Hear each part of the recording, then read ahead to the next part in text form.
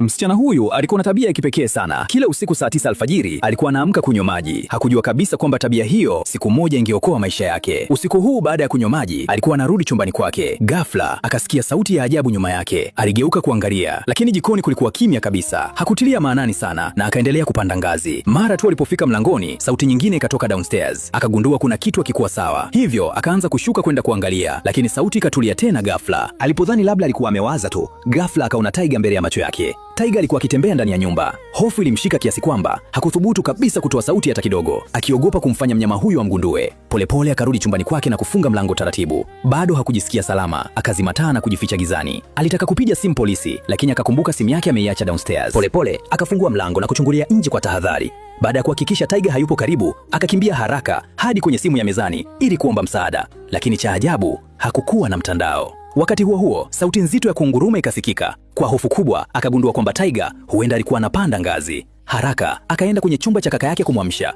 lakini kitanda chake kilikuwa tupu. Akatafuta kila kona ya chumba, lakini hakumuona. Moyo wake ukaanza kujawa na hofu. Kaka yake alikuwa na autism, hivyo huenda alikuwa downstairs. Hakukuwa na njia nyingine zaidi ya kushuka chini kimya kimya. Ghorofa ya chini ilikuwa kimya kabisa na hakukuwa na dalili yoyote ya kaka yake. Kwa tahadhari kubwa, akaendelea kushika ukuta huku akisogea. Kisha akakimbia haraka hadi kwenye chumba cha kufulia nguo. Akiwa huko, akagundua simu yake ipo mfukoni mwake na akaanza kujaribu kuomba msaada, lakini bado hakukuwa na mtandao. Akiwa hajui afanye nini, ghafla akasikia hatua za haraka karibu yake. Alidhani ni kaka yake, hivyo polepole akafungua mlango na kuita kwa sauti ya chini. Lakini sauti hiyo ndogo ilimvutia taiga. Kwa hofu kubwa, akageuka na kukimbia kuelekea mlangoni kwa mbele. Akaufungua haraka ili atoroke, lakini mara tu alipofungua mlango, aliganda pale pale. Kukata tamaa kukamjaa moyoni.